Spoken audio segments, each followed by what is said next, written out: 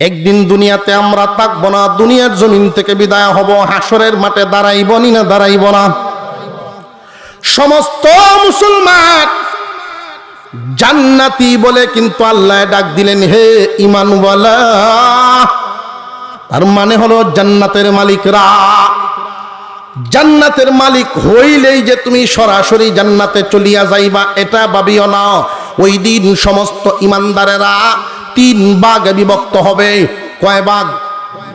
3 ভাগে বিভক্ত হবে। 1 ভাগ যাবে বিনা হিসাবে আল্লাহর তৈরি জান্নাতে। একদল বিনা হিসাবে জান্নাতের ভিতরে চলে যাবে, আরেক দল বড় সহজ হিসাবে জান্নাতে যাবে। জাহান্নামের আগুনে এদেরকে পোড়ানো হবে না। এই 2 দল জাহান্নামে না জ্বলিয়া জান্নাতে যাবে। আল্লাহর রাসূল বলেন, সরিষার দানা পরিমাণ ঈমান নিয়েও যারা দুনিয়া ছাড়বে এদেরকেও জান্নাত দেওয়া হবে।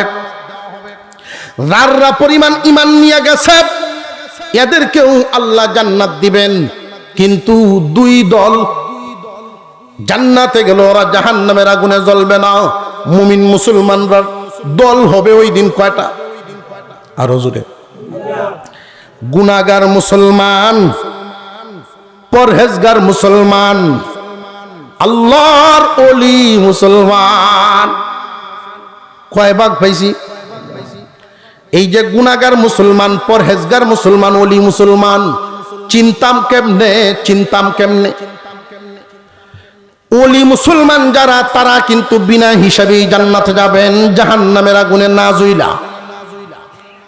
পরহেজগার মুসলমান যারা তারাও সহজ হিসাবে জান্নাতে যাবেন, জাহান্নামের আগুনে না জ্বলা।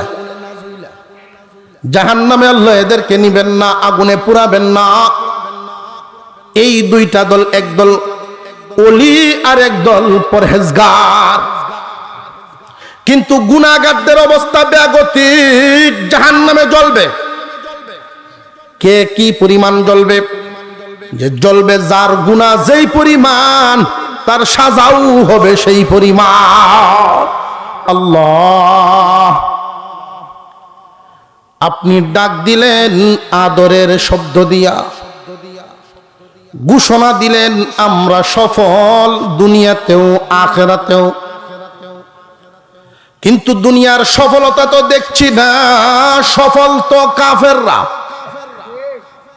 দুনিয়ার জমিনের রাজত্ব তো তাদের হাতে। যত শক্তিধর দেশগুলো লক্ষ্য করে দেখেন, যাদের আঙ্গুলের ইশারায় দুনিয়া চলে তারা কি ঈমানদার না কাফের? আল্লাহ পাক রব্বুল আলামিন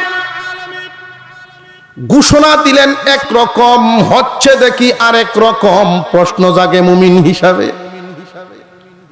আল্লাহ রব্বুল আলামিন আয়াতের শুরুতে আদরের ডাক দিয়া, ও আল্লাহ, এই আদরের জাতিরে জমিনে কেন কাফের দিয়া পিটা খাওয়ান? কাফেরদের সামনে কেন গোলামির জীবন দিছেন? তাদের কথা না মানলে আমাদের অশান্তি।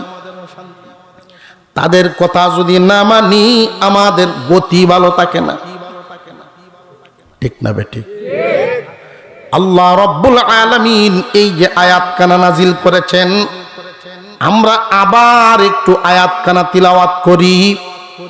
বিষয়টা একটু খুলাসা না হইলে প্রশ্ন থাকবে না থাকবে না। ইয়া আইয়ুহাল্লাযীনা আমানুত্তাকুল্লাহা ওয়াবতাগু ইলাইহিল ওয়াসিলা ওয়াজাহিদু ফি সাবিলিহি লাআল্লাকুম তুফলিহুন। আল্লাহ বলে, ও মুমিনগণ, তোমরাই সফল কাম, তোমরাই বিজয়ী। দুনিয়াতেও তোমাদের দিকে কেউ চোখ তুলে তাকাতে পারবে না। এই দুনিয়ার জমিনের রাজত্ব তোমাদের হাতে দিব আমি আল্লাহ। আখিরাতেও রাজত্ব তোমাদের হাতে দিব। দুনিয়ার জমিনে তোমরা হবে দুনিয়া চালানেওয়ালা, তোমাদের আঙ্গুলের ইশারায় দুনিয়া চলবে। কারণ এই আসমান জমিনের মালিক কে? জবান খুলে আওয়াজ দিয়ে বলেন মালিক কে? আসমান জমিনের মালিক যিনি, উনি ঘোষণা দিয়েছেন, হে আমার মুমিনরা, জমিন আমার, আসমান আমার, আমি যাকে দিব তারাই রাজত্ব করবে, ভিন্ন কেউ নিতে পারবে না। মহান আল্লাহ পাক রব্বুল আলামিন আয়াতের মধ্যে ঘোষণা দিলেন, দুনিয়ার রাজত্ব তোমাদের, আখিরাতের জান্নাতও তোমাদের। কিন্তু দুনিয়ার রাজত্ব পাই না কেন? মহান আল্লাহ পাক এই যে আয়াত কানা নাজিল করেছেন, লক্ষ্য করে দেখেন, এই আয়াতকে বোঝার সুবিধার্থে আমরা 5টা ভাগে ভাগ করব। প্রথম ভাগে আল্লাহ ডাক দিলেন, শেষ ভাগে তিনি ঘোষণা দিলেন, মাঝখানে আল্লাহর কিছু কথা আছে। ইয়া আইয়ুহাল্লাযীনা আমানুত্তাকুল্লাহা ওয়াবতাগু ইলাইহিল ওয়াসিলা ওয়াজাহিদু ফি সাবিলিহি লাআল্লাকুম তুফলিহুন। হে ঈমানওয়ালা, তোমরাই সফল কাম, তোমরাই বিজয়ী উভয় জাহানে। তবে মাঝখানে 3টা কথা আছে। এই 3টা কথা যদি তোমরা পালন করতে পারো, তাহলে আমি আল্লাহর সাহায্য তোমাদের সাথে থাকবে, আমি আল্লাহর রহমত তোমাদের সাথে থাকবে, সামনে পিছনে ডানে বামে। আল্লাহর সাহায্য আর আল্লাহর দয়া যদি সাথে থাকে, দুনিয়ার কোনো ট্যাঙ্কা মানে কাজ করবনি। মহান আল্লাহ পাক রব্বুল আলামিন ডাক দিয়েছেন আদরের শব্দ বলিয়া, ঘোষণা দিয়েছেন আয়াতের শেষে গিয়া, মাঝখানে শর্ত আছে না নাই? মাঝখানে তিনি 3টা শর্ত দিয়েছেন। তোমরা যে দুনিয়ায় সফল হইবা, দুনিয়ার রাজত্ব আমি আল্লাহ তোমাদেরকে দিব, আখিরাতের জান্নাতও তোমাদেরকেই দিব। আল্লাহর কোনো ছেলে মেয়ে নেই, আল্লাহর কোনো ভাই বোন নেই। জান্নাত যে আল্লাহ বানাইছেন আল্লাহ নিজে থাকার জন্য। আল্লাহ পাক রব্বুল আলামিন মানুষদেরকেই জান্নাত দিবেন। মহান মাওলাই করিম দুনিয়া সাজাইছেন স্যাম্পল দিয়া, আখিরাতে রাখছেন আমাদের জন্য গুডাউন, নিয়ামতে ভরপুর জান্নাত। আমাদেরকে দুনিয়াতে রাজত্ব দিবেন, আখিরাতে জান্নাত দিবেন, তবে বিনা শর্তে নয়, 3 শর্তে। মহান আল্লাহ বলেন, ইয়া আইয়ুহাল্লাযীনা আমানু, হে ঈমানওয়ালা, ইত্তাকুল্লাহ 1 নাম্বার শর্ত, ওয়াবতাগু ইলাইহিল ওয়াসিলা 2 নাম্বার শর্ত, ওয়াজাহিদু ফি সাবিলিহি 3 নাম্বার শর্ত। এরপরে তিনি বলেন, লাআল্লাকুম তুফলিহুন, দুনিয়ার রাজাও তোমরা, আখিরাতের রাজাও তোমরা। এই রাজা যে হব, রাজত্ব যে করব, বিনা শর্তে না 3 শর্তে? আল্লাহ পাক রব্বুল আলামিন এই জমিনের রাজত্ব মুমিনদের হাতে দিবেন বলেই লক্ষ্য করে দেখেন, তামাম দুনিয়ার স্বর্ণ ভান্ডার, তেলের খনি বেশিরভাগই মুসলমানদের হাতে। ভৌগোলিকভাবে চিন্তা করে দেখেন, মুসলমানদের দখলেই আল্লাহ এই নিয়ামতগুলো দান করিয়াছেন। যদি তেল তোমরা টাইট দেও, কাফেররার বাজার গরম হইব, ঠিক না বেঠিক?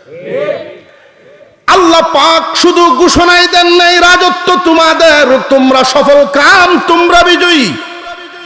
এই ঘোষণাই শুধু আল্লাহ দিয়েছেন তা না, নিয়ামতও তো দিয়েছে। কিন্তু এরপরেও আমরা সফল না, কারণ কি? দুনিয়ার জমিনে আমাদের এই গোলামীর জীবন কেন? আল্লাহ আমাদেরকে ডাক দিয়েছেন মুমিন বলে, ঘোষণা দিয়েছেন সফল বলে, কিন্তু এই সফলতা গেল কই? মহান আল্লাহ পাকের তিনটা শর্তের দিকে একটু তাকাই, আমাদের মধ্যে কি এই শর্তগুলো আছে কিনা। ইয়া আইয়ুহাল্লাযীনা আমানুত্তাকুল্লাহ, হে ঈমানদারেরা, এক নাম্বার শর্ত পালন করো যদি সফল হইবার চাও। দুনিয়াতেও আখিরাতেও যদি তোমরা সফলতা চাও, তাহলে আমি আল্লাহর শর্তগুলো শুনো এবং সেই অনুযায়ী আমল করো। এক নাম্বার ইত্তাকুল্লাহ, আল্লাহকে ভয় করো। এক নাম্বার শর্ত হলো আল্লাহর ভয়।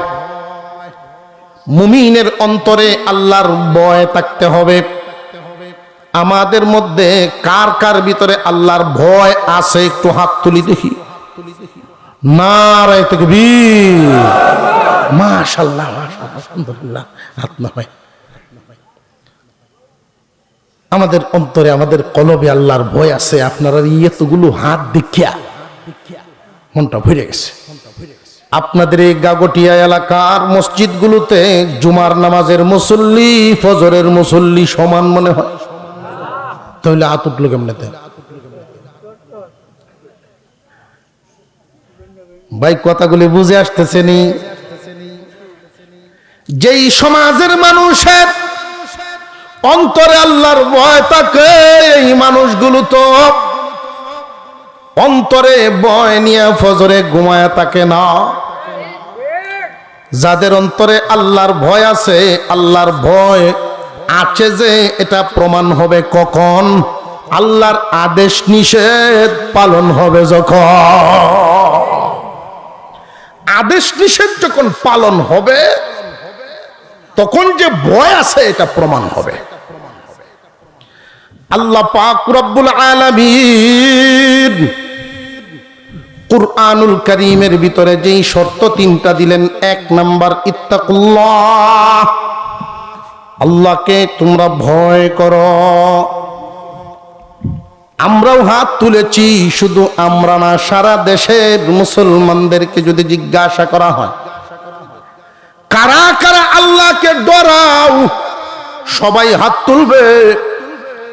এই যে ডরানোটা, এটা হাতের মধ্যেই, কলবে নাই।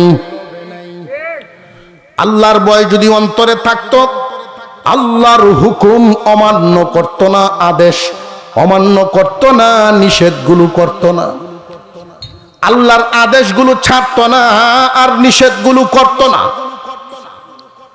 আল্লাহ পাকের ভয় মানুষটার অন্তরে আছে কি না, এইটার প্রমাণ হবে কেমনে? খুব ভালো করে বুঝেন, ওয়াজ লম্বা করার সময় কম, শর্টকাট মতে বুঝে নিবেন।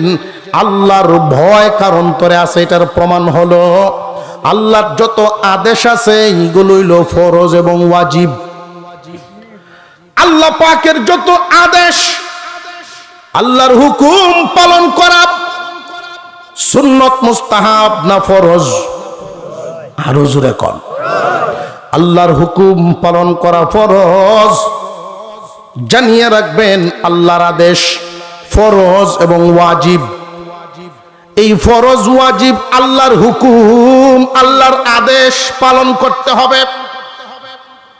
এতে করে যদি দুনিয়ার কোনো ক্ষতি হয়ে যায়, দুনিয়ার কোনো লস হয়ে যাবে, কিন্তু আল্লাহর আদেশ পালন করার ক্ষেত্রে অন্য কারোর সাথে আপোষ নাই। আল্লাহর আদেশ পালন করা, আল্লাহ যা নিষেধ করেছেন এইগুলোর দিকে যাওয়া যাবে না। আমার আল্লাহ নিষেধ করছেন, আমার আল্লাহ না করছেন। ভয় হলো দুই ধরনের। একটা ভয় হইল মরার ভয়, বাঘের সামনে, সাপের সামনে পড়লে, হিংস্র জানোয়ারের সামনে পড়লে এক ধরনের ভয় হয়। আরেক ধরনের ভয় আছে মহব্বতের ভয়। মহব্বতের ভয় কেমন? পীরের সামনে পড়ছে, ভয় আছে না নেই? সাবধানে চলে, বড়দের সামনে পড়ছে, বাবার সামনে, বড় ভাইয়ের সামনে, শ্বশুরের সামনে, এই যে ভয়গুলো, এটারে বলে মহব্বতের ভয়, শ্রদ্ধার ভয়। আল্লাহ নিষেধ করেছেন, আমার মালিক আল্লাহর নিষেধটা আমি নিষেধটা কেমনে করি? আল্লাহ নিষেধ করেছেন আমি এই কাজ করব না, এটা হইলো আল্লাহ মানা, আল্লাহর ভয়। আল্লাহ আদেশ করেছেন এই আদেশগুলো আমি ছাড়ব না, আল্লাহর আদেশ পালন করব, আল্লাহর নিষেধগুলোর থেকে নিজেরে ফিরায়া রাখবো। যেই মানুষগুলো আল্লাহর হুকুম ফরজ ওয়াজিব পালন করে, হারাম কাজ থেকে নিজেদেরকে ফিরায়া রাখে, সৎ কথা মনে রাখার জন্য জবানে উচ্চারণ করেন আল্লাহ যত নিষেধ করেছেন, অর্থাৎ হারাম কাজ করব না, ফরজ ওয়াজিব ছাড়ব না, হারাম কাজ করব না, ফরজ ওয়াজিব ছাড়ব না, এটা যদি কাজে পরিণত যেদিন থেকে করতে পারবেন, ওই দিন বুঝবেন এই 1 নাম্বার গুণ আপনার ভিতরে ঢুকছে, আল্লাহর ভয় আপনার অন্তরে পয়দা হয়েছে। ইয়া আইয়ুহাল্লাযীনা আমানুত্তাকুল্লাহা ওয়াবতাগু ইলাইহিল ওয়াসিলা ওয়াজাহিদু ফি সাবিলিহি লাআল্লাকুম তুফলিহুন। আল্লাহ পাক রব্বুল আলামিন আয়াতের শুরুতে তিনি আদরের ডাক দিয়েছেন, আয়াতের শেষে তিনি সফলতা ঘোষণা করেছেন। দুনিয়ায়ও তোমরা সফল মুমিনগণ, আখিরাতেও তোমরা সফল। এই যে সফল, এটা কি বিনা শর্তে না 3টা শর্ত? অসুবিধা হইতেছে? এই 3টা শর্তের 1 নাম্বার শর্তের নাম ইত্তাকুল্লাহ।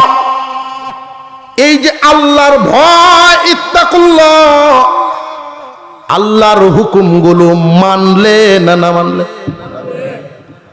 আল্লাহ যত নিষেধ করেছেন নিষেধ কাজ করব না, আদেশ কাজ ছাড়ব না, মনে রাখার জন্য আমি জপায়া দিতেছি, সবাই জবানে জবানে জপেন, হারাম কাজ করব না, ফরজ ওয়াজিব ছাড়ব না, হারাম কাজ করব না, ফরজ ওয়াজিব ছাড়ব না। যেই দিন থেকে এই গুণ আপনার মধ্যে আসবে, বুঝবেন আল্লাহর ভয় ভিতরে জারি হয়ে গেছে, কলবের ভিতরে আল্লাহর ভয় জারি হয়েছে। ওই দিন যদি হাতটা তুলেন যে আমি আল্লাহকে ভয় করি, এই ভয় করাটা শুধু মনে মনে মানলেন, কাজের মধ্যে না। আল্লাহ পাক রব্বুল আলামিন 1 নাম্বার শর্ত দিলেন ইত্তাকুল্লাহ। বর্তমান সময়ে নজর করে দেখেন, এই ইত্তাকুল্লাহর গুণ, আল্লাহর ভয় মানুষের অন্তরে যে পয়দা হয়েছে, আল্লাহর ভয় পয়দা হয়েছে বুঝবেন কখন? হারাম করে না যখন, আর ফরজ ওয়াজিব ছাড়ে না যখন। এখন মুসলমানদের মধ্যে আপনি আমি লক্ষ্য করে দেখি, আমার পরিবার, আমার গোষ্ঠী, আমার সমাজ, আমার গ্রাম, আমার এলাকা, আমার রাষ্ট্রের ভিতরে যত মুসলমান বসবাস করে, আল্লাহর হুকুম, আল্লাহর ভয় অন্তরে বেশিরভাগ মানুষের না, অনেক কম সংখ্যক মানুষের। লক্ষ্য করে দেখবেন আল্লাহর ভয় অন্তরে লালন করনেওয়ালা লোকের সংখ্যা বেশি না অনেক কম? বেশিরভাগ মানুষেরাই আল্লাহর ভয় ভিতরে লালন করে না। সুযোগ পাইলে রাতারাতি কোটিপতি হইবার স্বপ্ন দেখে। আরো জোরে কন। পরের মাল মারতে আল্লাহর আদেশ না নিষেধ? আরো জোরে কন। মুসলমানেই পরের মাল মারেনি না মারে না? সুযোগ পাইলে অন্যায় ভাবে মানুষকে বিপদে ফেলানোর প্রবণতা আমাদের সমাজের মধ্যে আছে না নাই? গ্রামের একজন রওনা দিছে তাহেরপুর বা বিশম্বরপুর, সুনামগঞ্জ, যেখানে আরেকজনে জিগাইছে কই যাও? আমি একটা মামলা করার যাইতেছি থানা। কত বউ একটা চা খাইয়া যাও। মামলা যে করবা, কি বিষয়ে করবা তা তো জানি না, তবে 2টার নাম আসি না, আমার এটি লইয়া যাও। এমন ঘটনাও জমিনও আছে না নাই? ভিতরে কি আল্লাহর ভয় আছে না নাই? এই জমিনের মধ্যে আমরা বেশিরভাগই মুসলমান, কিন্তু গুণ নাই, গুণ নাই। জাদু করেও বাঘ আছে, চিড়িয়াখানায়ও বাঘ আছে। চিড়িয়াখানার বাঘটাকে নিয়ন্ত্রণ করার জন্য লোহার পিঞ্জিরা বানাইছে, আর জাদুকরের যেই বাঘটা হুবহু দেখতে তেমন, কিন্তু ছোট ছোট বাচ্চারা তার উপরে সোয়ার হইয়া কানো ধরে ঘুরায়। কেন জানেননি? বেশ কম শুধু এক জায়গায়, বেশ কম শুধু এক জায়গায় চিড়িয়াখানার বাঘটার ভিতরে রুহু আছে, আর ওই জাদুকরের বাঘটার ভিতরে শুধু রুহু নাই। ইমানদার মুমিনদের অন্তরে যেই দিন থেকে আল্লাহর ভয় ভিতরে ঢুকবে, আল্লাহ পাক রব্বুল আলামিনের হুকুম পালন হবে। আল্লাহর ভয়, আল্লাহ পাক রব্বুল আলামিনের ভয় যে অন্তরে ঢুকে যাবে, আল্লাহ পাক যা আদেশ করেছেন তা পালন করবে, নিষেধ করেছে এগুলো ছাড়িয়া দিবে। অর্থাৎ যেই দিন থেকে মুসলমানেরা হারাম কাজ আর করবে না, ফরজ ওয়াজিব ছাড়বে না, ওই দিন থেকে বোঝা গেল তার অন্তরে আল্লাহর ভয় ঢুকে গেছে। আর যেই মানুষগুলোর অন্তরে আল্লাহর ভয় ঢুকে, দুনিয়ার কোনো ভয় আর ঢুকে না, শক্তিধর রাষ্ট্রের ভয় আর ঢুকবে না, ট্যাঙ্ক কামানের ভয় আর ঢুকবে না। যাদের অন্তরে আল্লাহর ভয় ঢুকে, দুনিয়ার অন্য কোনো ভয় ঢুকার জায়গায় আর পায় না। ব্যাখ্যাগুলো বুঝাইতেছে নি? এটার মধ্যে আর সময় বেশি নিলাম না, একটু সামনের দিকে যাই। শর্ত কি? মাঝখানে কি কি শর্ত মনে আসেনি? কয়টা? আর জোরে কোন। ইয়া আইয়ুহাল্লাযীনা আমানুত্তাকুল্লাহা ওয়াবতাগু ইলাইহিল ওয়াসিলা ওয়াজাহিদু ফি সাবিলিহি লাআল্লাকুম তুফলিহুন। হে ঈমানদাররা, তোমরাই সফল কাম, তোমরাই বিজয়ী, দুনিয়াতেও আখিরাতেও, বিনা শর্তে না তিন শর্তে। এক নাম্বার ইত্তাকুল্লাহ, এক নম্বরে আল্লাহর ভয়। আমাদের ভিতরে কি আছে না নাই? সত্যটা স্বীকার করলে আল্লাহ তো দেখেন আছে।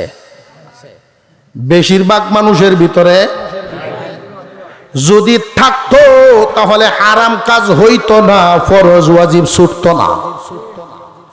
আল্লাহ যেন আমাদেরকে তৌফিক দেন, এই প্রথম গুণটা আনতেই হবে।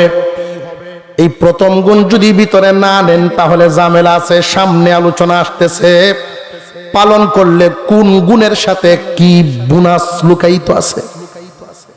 আলোচনা কি শেষ করে যাও, নামাজখানে থুয়ে যাও গা। এক নম্বরে ইত্তাকুল্লাহ, আল্লাহকে ভয় করো, যেই গুণটা বেশিরভাগ মুসলমানের অন্তরে নাই। প্রথমেই টকে গেলাম, তাহলে বোঝা গেল আল্লাহর কোরআনের ঘোষণা ঠিক, আমরা বেঠিক। আরো জোরে কোন। দুই নম্বরে আল্লাহ বলেন, ইয়া আইয়ুহাল্লাযীনা আমানুত্তাকুল্লাহা ওয়াবতাগু ইলাইহিল ওয়াসিলা। দুই নাম্বার হলো ওয়াবতাগু ইলাইহিল ওয়াসিলা। হে ঈমানদার মুমিনগণ, তোমাদের মধ্যে দুই নাম্বার গুণ লাগবে। আল্লাহর সন্তুষ্টি তালাশ করবা, আল্লাহর ওলি হওয়ার চেষ্টা করবা। আল্লাহর সন্তুষ্টি তালাশে তুমি পেরেশান থাকবা।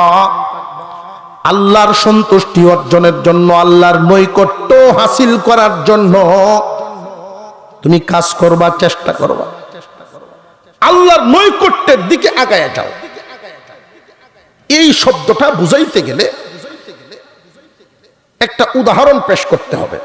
আল্লাহর নৈকট্য হাসিল হবে কেমনে? আপনারা হয়তো প্রশ্ন করতে পারেন, হুজুর আগে বলেছেন আল্লাহর ভয় ভিতরে আনা, এর দ্বারাই কি আল্লাহর নৈকট্য হবে না? যে না না, আল্লাহর ভয় ভিতরে থাকলেই শুধু আল্লাহর ওলি হওয়া যায় না। দ্বিতীয় শর্তটা আমাদের মধ্যে থাকতে হবে আল্লাহর ভয়। কথাগুলো খুব মনোযোগ দিয়ে বুঝবেন। আল্লাহ যত নিষেধ করেছেন এগুলো করবা না। যদি করি আল্লাহর কোনো ক্ষতি না, আমরা নিজের ক্ষতি। অনেকেই কয় না আল্লাহর ক্ষতি না আমরার ক্ষতি। যদি না করি আল্লাহর লাভ না আমরার লাভ। তাহলে হারাম থেকে বাইচা আমি লাভবান হইলাম, ওলি হওয়ার জন্য কি করলাম? আল্লাহ পাকের যত হুকুম ফরজ ওয়াজিব পালন করলাম, যারা পালন করে না তারা তো জ্বলবো। ফরজ ওয়াজিব পালন করলাম কেন? জাহান্নামের আগুন থেকে বাঁচার জন্য, ওলি হওয়ার জন্য না। প্রথম গুণটা হলো আল্লাহর ভয়, হারাম থেকে বাঁচো, ফরজ ওয়াজিব পালন করো। 2 নাম্বার গুণটা আল্লাহ বলেন ওয়াবতাগু ইলাইহিল ওয়াসিলা, আল্লাহর ওলি হওয়ার জন্য কাজ করতে থাকো, আল্লাহর ওলি হওয়ার কাজ করো। ওলি হওয়ার কাজটা কেমনে? একটা দোকানের মধ্যে 2 জন কর্মচারী, বাদাঘাট বাজারে ধরেন একটা দোকানের মধ্যেই 2 জন কর্মচারী ডিউটি করে। দুজনের ডিউটি বন্টন করা আছে, 10 ঘন্টা করে ডিউটি করবে, মাসের শেষে 10,000 টাকা করে বেতন নেবে। এমন হয়নি না? হয় না? একজন কর্মচারী ঠিকই 10 ঘন্টা ডিউটি পালন করে, 10,000 বেতন নেয়। মালিক কি তার প্রতি গুসা হওয়ার কোনো কারণ আছে? মালিক তার প্রতি গুসা না, মালিক তার প্রতি গুসা না, ঠিক আছে, সে ডিউটি করে বেতন নেয়, অসুবিধা নেই। কিন্তু আরেকজন কর্মচারীর অবস্থা হলো 10 ঘন্টা ডিউটি করে, 10,000 বেতন নেয় ঠিক, কিন্তু প্রায় দিনেই তার মধ্যে এমন কিছু কাজ আছে, ডিউটির টাইম শেষ, মালিককে ফেলায় তুই গেলেই কি, আমি হুকুম তো পালন করে ফেলছি, আমার কাজ শেষ। কিন্তু ওই যে আরেকটা কর্মচারী, সে মালিকরে ফালায়া যায় না, মাঝে মাঝে কোনো দিন মালিকরে একটু সহায়তা করে, কাপড় চোপড় গুলো বাজ করিয়া গুছায়া তৈয়া, ঝাড়ু টাড়ু দিয়া অতিরিক্ত কিছু কাজ করিয়া দেয়, মালিকের বাসার বাজারটা মাঝে মাঝে করিয়া দেয়, মালিকের বাচ্চাগুলোর মাঝে মাঝে স্কুল মাদ্রাসার থেকে আইনা বাড়িতে দিয়ে আসে। এই যে অতিরিক্ত কিছু কাজ করে, এর জন্য তো আর বেতন ধরা নাই, এইগুলো তো তার সাথে কোনো শর্তও নেই যে আমার বাজার যদি করিয়া না দেও তাহলে 10,000 থেকে কমবো, এরকম কোনো কথা নাই। ওই অতিরিক্ত কাজগুলো করে আল্লাহর মালিকের মহব্বতে যে করে, অতিরিক্ত কাজগুলো যে করে মালিকের মহব্বতে করে, মালিকরে মহব্বত করে, তখন মালিকেও তারে মহব্বত করে, মালিকের নৈকট্য হাসিল হওয়া তার দ্বারায় সম্ভব হয়ে যায়। এটা কি মূল ডিউটির দ্বারায় না অতিরিক্ত কাজের দ্বারায়? কথাটা বুঝে আসতেছেনি? আল্লাহ পাক রব্বুল আলামিন বুঝায় দিলেন, বান্দা মুমিন তোমরা জমিনেও সফল হবে, পরকালেও সফল হবে। আল্লাহর নৈকট্য হাসিল করো। নৈকট্য হাসিল করার জন্য মূল ডিউটি না অতিরিক্ত আমল? অতিরিক্ত কিছু আমল করবা, যেই আমলের ধারায় আল্লাহর সন্তুষ্টি হাসিল করতে পারবা। আর একটু জোরে কোন সুবহানাল্লাহ। এই অবতাগু ইলাইহিল ওয়াসিলা, আল্লাহর নৈকট্য হাসিলের মাধ্যম কি হইতে পারে? মাধ্যম তো একটা লাগবো। আপনি নিচ তালা থেকে উপরের তালায় উঠবেন, নিচে আপনি দাঁড়াইছেন, উপরে আর একজন দাঁড়িয়ে আছে, তার কাছে যেতে হলে একটা মাধ্যম লাগবো, না লাগতো না? মাধ্যমটা মই সিঁড়ি এই জাতের। আপনার সাথে আমি যদি কথা বলি, মাধ্যম হয় মোবাইল। আল্লাহর নৈকট্য হাসিল করার মাধ্যম তালাশ করো, কি মাধ্যমে তুমি আল্লাহর নৈকট্য, আল্লাহর ওলিয়ত হাসিল করতে পারো, এই মাধ্যমগুলো তালাশ করো। মুফাসসিরিনে কেরাম উল্লেখ করেছেন, আল্লাহর ওলি হওয়ার যত মাধ্যম আছে, এই মাধ্যমগুলো তো মূল ডিউটির অতিরিক্ত যত মাধ্যম আছে, এই মাধ্যমগুলোর মধ্যে সবার আগে সর্বপ্রথম মাধ্যম হলো আল্লাহর পয়গম্বরের অনুসরণ করা। পয়গম্বরের অনুসরণ কেমনে করা? দুনিয়াতে বেঁচে থাকার জন্য আমরা খানা খাই, খাইনি না? খাই না? ওয়াজটা মজা হইতেছে না আজকে। আমি ডাইনে বামে অতিরিক্ত কথা বলতেছি না, মূল বিষয়টাই আপনাদেরকে বোঝানোর চেষ্টা করতেছি। দুনিয়াতে বেঁচে থাকার জন্য যে আমরা খানা খাই, কেউ যদি দাঁড়ায় দাঁড়ায় খায়, বাঁচার জন্য পেট ভরবেনি না ভরবে না? কিন্তু আল্লাহর রসুলের তরিকা না হওয়ার কারণে বাঁচার কাজ হবে, আল্লাহর ওলি হওয়ার কাজ হবে না। যদি এই খানাটাই তুমি রসুলের সুন্নত তরিকায় আদায় করতে পারো রে বান্দা, তোমার দুনিয়াতে বাঁচার চাহিদাও পূরণ হবে, আল্লাহর ওলি হওয়ার মাধ্যমও হবে। আল্লাহ পাক রব্বুল আলামিনের পয়গম্বরের সুন্নত, নবীজি দুনিয়ার জমিনে জীবন যাপন করতে গিয়া আল্লাহর পয়গম্বর মানুষ ছিলেন, মানুষের যত চাহিদা আছে নবীজিরও তো তার চাহিদা ছিল। আমাদের যা যা প্রয়োজন, এই সমস্ত প্রয়োজন আল্লাহর রসুলেরও ছিল না ছিল না? বিবি বাচ্চা সংসার সমাজ সব করেছে, এমন কোনো বিভাগ নাই যেই বিভাগে রসুলের কাজ নাই। সব বিভাগেই তো উনি দেখায় দিছেন, বলিয়া দিছেন। আল্লাহর রসুলকে যারা যারা অনুসরণ করবে, যে যত বেশি সুন্নতের অনুসরণ করবে, সে তত বড় আল্লাহর নৈকট্য পাবে, আল্লাহর তত বেশি উসিল ওলি হবে। খুব ভালো করে বুঝে রাখেন, আমরা তো আল্লাহর ওলি চিনার জন্য পয়লাই খুঁজি যে কার ফু দিয়ে গেলাস ফাটে। জোরে কোন ঠিক না বেঠিক? কেলা ফু দিয়া পানিত আগুন লাগাই তারে। লক্ষ্য করে দেখবেন ভাই, খুব ভালো করে বুঝবেন। ইমান যেমন দামি এক দৌলতের নাম, এই দামি দৌলতের পিছনে কিন্তু চুরও লাগানো আছে। চুরের নাম শয়তান। ইমান হারাইবার জন্য, ইমান লুণ্ঠন করার জন্য শয়তানে বিভিন্ন দলে বিভিন্ন ভাবে বিভক্ত হইয়া তোমারে ধোঁকা দিব। মোটা মোটা জট চুল রাখিয়া বুজুর্গ সাজ্যে তোমার সামনে আইব। আমরা তো অনেক সময় অনেকেই মনে করি লাল শালু, মহিষের শিং আতলইয়া যদি একটা বাপ দেখাইতে পারে মনে করি বড় ভিড়।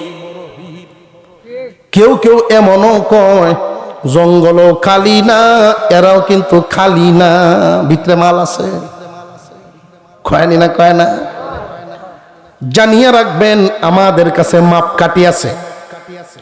ওলি চিনার মাপকাঠি আছে, আল্লাহর ওলি চিনার মাপকাঠি। এই যে শব্দটা দিয়ে আল্লাহ বুঝাইলেন, আল্লাহর ওলি হওয়ার মাধ্যম তালাশ করো। আল্লাহর ওলি হওয়ার মাধ্যম কি? আল্লাহর ওলি কারা হইতে পারে, এই মাধ্যমটাই আপনাদেরকে বুঝাইয়া দিতেছি। যে যত বেশি সুন্নতের অনুসরণ করে, ওই মানুষটাই তত বেশি বড় ওলি হইতে পারে। সুবহানাল্লাহর আওয়াজে বোঝা যায় কষ্ট হইতেছে আপনারা। আল্লাহ পাকের একজন ওলি ছিলেন, অনেক বড় বুজুর্গ। উনার কাছে খবর আসছে, হুজুর আমাদের এলাকায় একজন পীর আইছে, খুব গরম পীর। পীর আবার গরম কেমনে? হ্যাঁ গরম আছে, এমন কিছু কাম দেখাইতেছে মানুষ রে। মানুষ তো হাজার হাজার, তার পিছনে লইছে হাজার হাজার মানুষের বীর। বেড়ান যদি হয় ৫,০০০, বেটেন হইছে আরো ১০,০০০। আছে না নাই? আরো জোরে কর। সে করে কি? যে হুজুর লক্ষ্য করে দেখবেন, সে পানিতে হাঁটতে পারে, বাতাসে উঠতে পারে। এমন একটা পীর যদি হয় যে আপনারা জাদু কাটা নদী পার হয়ে উঠছে, আমরা তো গিয়ে আনন্দ লাগে। যে দেখছি গাজীপুর হুজুর আইছে, গিয়ে আনন্দ লাগছে। ওয়াজ করলে কি নিজের চোখকে দেখছি ওরা দেয় আসছে গরম। জানিয়ে রাখবেন, মুমিন মুসলমান ধোঁকা খাওয়ার জাতি না। যদি ধোঁকা খান বুঝবেন মুমিন দলের না। মুমিন মুসলমান এই জাতীয় ধোঁকা খায় না। যদি ধোঁকা খায় ঈমানওয়ালা না। মুমিন মুসলমান আল্লাহওয়ালা। মাপার মাপকাঠি স্কেল আমাদের মধ্যে আছে, আমাদের কাছে আল্লাহর রাসূল রেখে গেছেন। তারাকতু ফীকুম আমরাইন, দুই বস্তু রেখে গেলাম। নবীজি বলেন, উনি তো চলে গেলেন, যাওয়ার সময় বলে গেলেন রেখে গেলাম দুই বস্তু, এই দুইটারে যতদিন তোমরা আঁকড়ায় ধরে রাখবা পথ হারা হইবা না, লাঞ্ছিত হইবা না। একটার নাম কুরআন আর একটার নাম নবীর সুন্নাহ। সুন্নাহ দিয়ে তুমি মাইপা দেখো মাপ কি ঠিক আছে কিনা, তাহলে ফিরালি ঠিক আছে। মাপ যদি ঠিক নাই, ফিরালিও ঠিক নাই।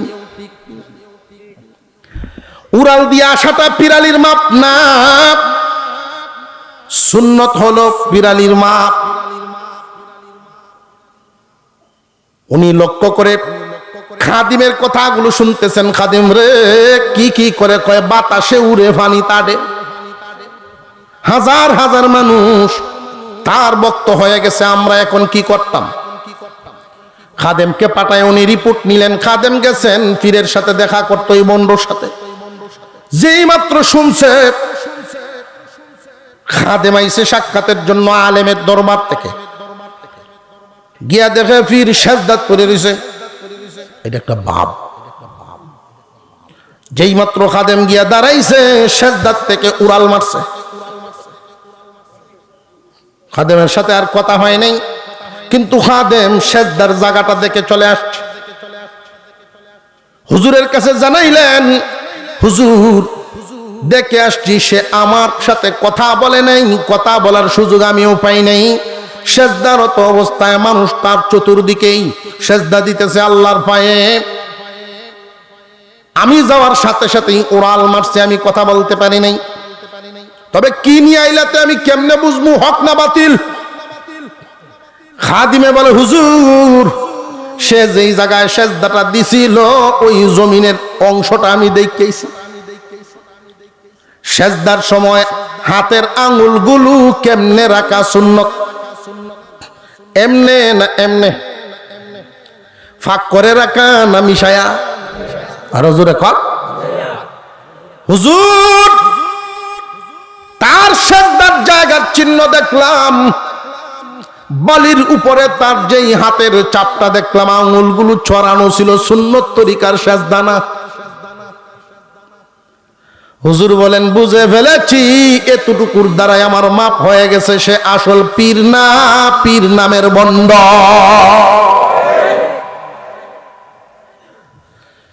ইয়া আইয়ুহাল্লাযীনা আমানুত্তাকুল্লাহা ওয়াবতাগু ইলাইহিল ওয়াসিলা ওয়াজাহিদু ফী সাবিলিহি লাআল্লাকুম তুফলিহুন। আল্লাহ বলেন, হে ঈমানওয়ালাগণ, তোমরাই সফল কাম, তোমরাই বিজয়ী। শুধু কি দুনিয়াতেও না আখিরাতেও? শুধু কি আখিরাতে না দুনিয়াতেও? বিনা শর্তে না তিন শর্তে? এক নাম্বার শর্তের নাম ইত্তাকুল্লাহ, আল্লাহর ভয়। শুধু কি মুখে না বাস্তবে? বাস্তবে কেমনে? হারামগুলো ছাড়তে হবে, ফরজ ওয়াজিব পালন করতে হবে। হারাম কাজ করবা না, ফরজ ওয়াজিব ছাড়বা না। বোঝা গেল আল্লাহর ভয় ঢুকেছে। দুই নাম্বার গুণ, আল্লাহ পাক রব্বুল আলামিন বলেন, ওয়াবতাগু, তালাশ করো, অন্বেষণ করো, ইলাইহিল ওয়াসিলা, আল্লাহর নৈকট্যের মাধ্যম তালাশ করো। আল্লাহর ওলি হওয়ার মাধ্যমটা কি? এক নাম্বার হলো সুন্নত। কথা বুঝে আসতেছে? ওলি হওয়ার মাধ্যম অনেক উল্লেখ করেছেন মুফাসসিরিনে কেরাম। আল্লাহর সন্তুষ্টি পাওয়ার জন্য অনেক মাধ্যম আছে। রাস্তা দিয়ে হাঁটতেছেন, একজন বুজুর্গ মানুষ, মুরব্বী মানুষ, বুজুর্গ আমরা জানি যারা বড় আলেম হইলে মনে হয় বুজুর্গ, বুজুর্গ মানে বুড়া। মুরব্বী মানুষ বাজারের ব্যাগটা নিয়ে হাঁটতেছেন। যুবক রে, তুমি যদি এই মুহূর্তে আল্লাহকে খুশি করার জন্য, বেটা তোমার বাপও না, চাচাও না, তোমার ওইটা গিয়া লওয়া ফরজও না, ওয়াজিবও না, কিন্তু এরপরেও যে গিয়া ব্যাগটা টান দিয়া লইলা, আমার হাতে দেন, আমি একটু আগুয়ে দেই। এই যে অল্প একটু ছোট কাজ যেটা করলেন, ফরজ না, ওয়াজিব না, অতিরিক্ত একটা কাজ করলেন, এটাই হইল ওলি হওয়ার মাধ্যম। কথা বুঝে আসতেছে? যে সমস্ত আমল ফরজও না ওয়াজিবও না এমন আমল যদি করতে পারেন, অতিরিক্ত ডিউটি আমল করতেছেন, যেই আমলটার দ্বারা আল্লাহর সন্তুষ্টি পাওয়া যায়, আল্লাহর সন্তুষ্টি পাওয়ার জন্য অতিরিক্ত ডিউটি করবেন, যার অতিরিক্ত আমল যত বেশি তার ওলিয়তের দরজাও তত বড় বেশি। 2 নাম্বার গেল। 3 নাম্বার আল্লাহ বলেন, ইয়া আইয়ুহাল্লাযীনা আমানুত্তাকুল্লাহা ওয়াবতাগু ইলাইহিল ওয়াসিলা ওয়াজাহিদু ফি সাবিলিহি লাআল্লাকুম তুফলিহুন। 3 নাম্বার, ওয়াজাহিদু ফি সাবিলিহি, আল্লাহর দ্বীনকে জমিনে টিকায় রাখার জন্য জিহাদ করতে হবে। ঘুমো নাকি আপনারা? কেলা কেলা ঘুমো? আব্দুল হচ্ছে দেখি একটু।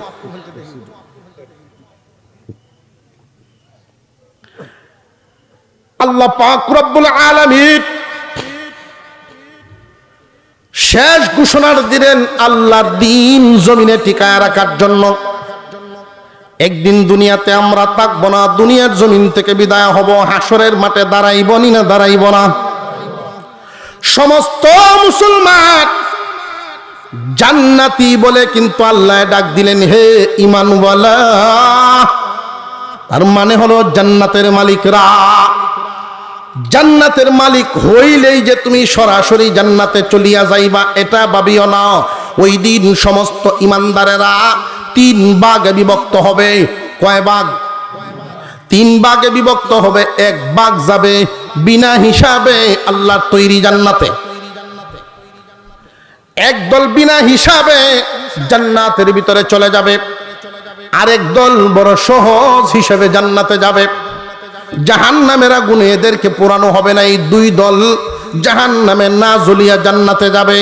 আল্লাহর রাসূল বলেন, সরিষার দানা পরিমাণ ঈমান নিয়েও যারা দুনিয়া ছাড়বে এদেরকেও জান্নাত দেওয়া হবে। রাররা পরিমাণ ঈমান নিয়ে গেছে এদেরকেও আল্লাহ জান্নাত দিবেন। কিন্তু 2 দল জান্নাতে গেল, ওরা জাহান্নামের আগুনে জ্বলবে না। মুমিন মুসলমানরা দল হবে ওই দিন কয়টা? আরো জোরে। গুনাহগার মুসলমান, পরহেজগার মুসলমান, আল্লাহর ওলি মুসলমান। কয় ভাগ পাইছি? এই যে গুনাহগার মুসলমান, পরহেজগার মুসলমান, ওলি মুসলমান, চিন্তাম কেমনে? ওলি মুসলমান যারা তারা কিন্তু বিনা হিসাবেই জান্নাতে যাবেন, জাহান্নামের আগুনে না জ্বলা। পরহেজগার মুসলমান যারা তারাও সহজ হিসাবে জান্নাতে যাবেন, জাহান্নামের আগুনে না জ্বলা। জাহান্নামে আল্লাহ এদেরকে নিবেন না, আগুনে পুরাবেন না। এই 2টা দল, এক দল ওলি আর এক দল পরহেজগার। কিন্তু গুনাহগারদের অবস্থা ব্যাগতিক, জাহান্নামে জ্বলবে। কে কি পরিমাণ জ্বলবে? যে জ্বলবে যার গুনাহ যেই পরিমাণ তার সাজাও হবে সেই পরিমাণ। গুনাহ মানে কি? অপরাধ। গুনাহ মানে কি? অপরাধ। রাষ্ট্রীয় একটা আইন আছে আমাদের দেশে, দেশীয় আইন যদি কেউ ভঙ্গ করে সাজা আছে না নাই? সব আইনের সাজা কি একরকম না ভিন্ন ভিন্ন? চুরির সাজা একরকম, ডাকাতির সাজা একরকম, এক একটা এক এক রকম। মানব জীবন তুমি খুব লক্ষ্য করে দেখো, এই আয়াতের মধ্যে শর্ত ভাইছিলাম কয়টা? 1 নাম্বার ইত্তাকুল্লাহ, আল্লাহর ভয়। আল্লাহর ভয়টা কারে কয়? হারাম কাজ করব না, ফরজ ওয়াজিব। যারা এটার মধ্যে ঠিক থাকতে পারছে, আল্লাহ পাক যত নিষেধ করেছেন নিষিদ্ধ কাজ বান্দায় করে নাই, ফরজ ওয়াজিব ছাড়ে নাই, আল্লাহ পাক রব্বুল আলামিন এদের বেলায় অবস্থা তৈরি করবেন এমন, হাসরের মাঠের বিচার আচার এদের জন্য আসান করে দিবেন। বিচার হবে ঠিক, হিসাব হবে ঠিক, হিসাবটা বড় সহজ হবে।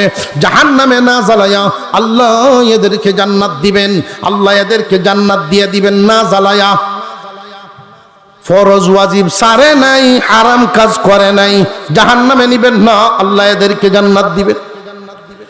কিন্তু অতিরিক্ত আমল যারা করছে, আল্লাহর ওলি হওয়ার মাধ্যম তালাশ করেছে, অতিরিক্ত আমল সুন্নতের অনুসরণ করেছে, কোরআন তিলাওয়াত সকাল বিকাল কন্টিনিউ তিলাওয়াত করত, জিকির আজকার করত, অতিরিক্ত আমল করত, এই কারণে মানুষটা আল্লাহর ওলি হয়ে গেছে, বিনা হিসাবেই আল্লাহর তৈরি জান্নাত। একদল গেল বিনা হিসাবে, জাহান্নামে জ্বলে নাই। আরেক দল গুলো সহজ হিসাবে, জাহান্নামে জ্বলে নাই। আরেক দলের জন্য কিন্তু কঠিন হিসাব।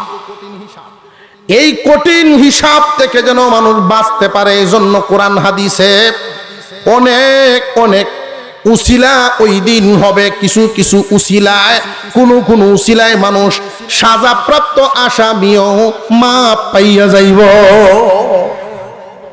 এই উসিলাগুলো তার জন্য কাজ করবে। যেমন একটা সন্তান কোরআনের হাফেজ, সাজা হয়েছে ঠিক, ফরজ ওয়াজিব অনেক ছেড়ে দিছে, হারাম কাজ অনেক করে ফেলছে, যে জীবন অপরাধ করছে এই পরিমাণ সাজা হইবে, এই সাজার কারণে জাহান্নামের আগুনে জ্বলবে।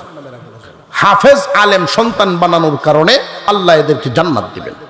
আমরা উঠা বসা না করি, এই তিনটা গুণ যেন বাড়িতে নিতে পারি। আখেরি মুনাজাত হবে, মুনাজাতের আগে প্রত্যেকেই উপরের দিকে হাত বাড়াই। এই তিনটা আমল যতদিন দুনিয়ার জমিনে থাকবো, 1 নম্বরে আল্লাহর ভয়, 2 নম্বরে আল্লাহর ওলি হওয়ার জন্য চেষ্টা করা, 3 নাম্বার আল্লাহর দ্বীন জমিনে টিকায় রাখার প্রচেষ্টা করা। এই চেষ্টাগুলো আমরা করবো তো ইনশাল্লাহ। কারা কারা রাজি হাত তুলেন তো দেখি।